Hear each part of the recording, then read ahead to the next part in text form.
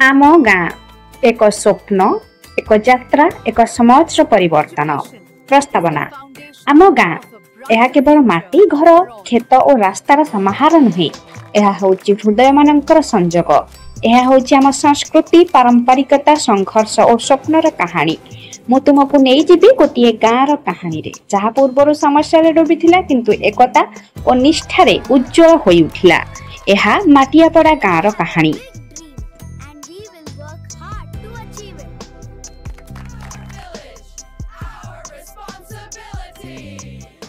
गाँवर चित्र प्राकृतिक सौंदर्य और समस्या। माटियापड़ा गाँ नदी कूल अवस्थित। प्रभात कुहुड़ी खसिले खेतर सूर्यर किरण पड़े। चारिपाख सबुज खेत कदली और धान चाषर चित्र। छोट छोट घर माटी और इटारे तैयारी। ग्रामवासी माने मुख्यतः कृषि करती, किछि लोक सहर रे काम करी टंका पठांती। गाँ शांत किंतु समस्या रे जड़ित। पानी नष्ट हेउछि, पॉलिथिन आवर्जना रास्ता रे छड़ाइछि, नाला जाम होई रोग बढ़िछि, शिशु माने स्कूल को जाउ नाहंती, महिला माननकु स्वयं रोजगार सुजोग मिलु नाही। एई चित्र हृदय को भांगी दउछि। गाँर ज्येष्ठ माने कहउचंती एहा होछि आम भाग्य।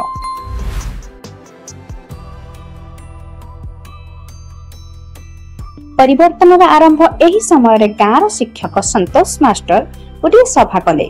समस्त ग्रामवासी शिशु माने महिला माने और युवक माने एकाठी हेले। संतोष मास्टर कहिले आम समस्या आमर, जदि आमे एहाको निज हातरे नेबा आम गाँ नूतन आशार आलोक हेबो।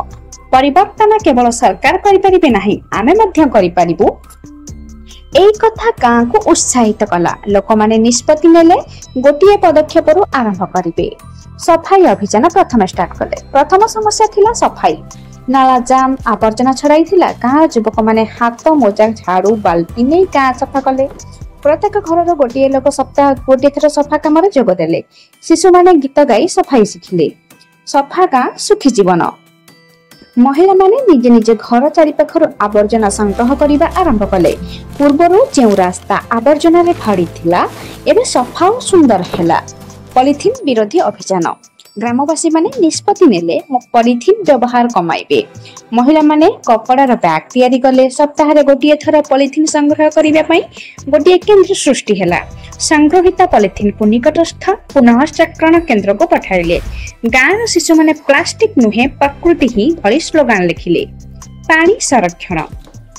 गाँव रे पानी नष्ट हेउथिला। नल खोला थिला, टांकी पानी झरुथिला। ग्रामवासी माने निष्पत्ति नेले नल व्यवहार पर तुरंत बंद करिवे। शिशु माने पोस्टर तैयारी कले एवं लिखिले पानी बंचाओ जीवन बंचाओ। महिला माने पानी व्यवहार सठिक उपाय विषय सभा कले।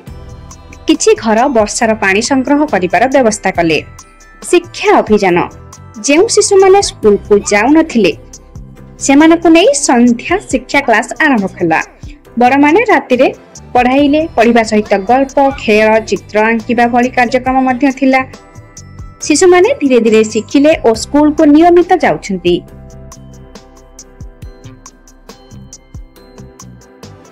महिला मानक स्वयं सहायक गोष्ठी। महिला माने एकाठी होई स्वयं सहायक गोष्ठी गठन कले। छोट ऋण रही से माने छोट व्यवसाय आरंभ कले। कपड़ा बैग, साग सब्जी चाष, घरोई खाद्य तैयारी। गाँव महिला माने आत्मनिर्भर हेले। सेमानंक आत्मविश्वास बढ़िला।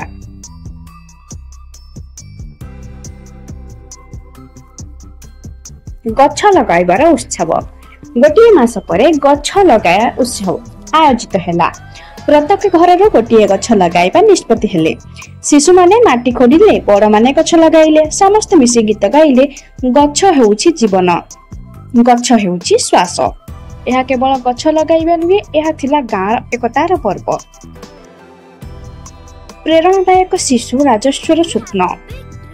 राजू 10 वर्षर शिशु। पूर्वर स्कूल को जाउ नथिला, एबे से नियमित स्कूल को जाउछि। गोटे दिन सभारे से कहिला मु बड़ होई डाक्टर हेबी, गाँर लोकंकु रोगरु बंचाइबी, आम गाँ स्वस्थ हेउ। एहा सुनी समस्ते ताली मारिले।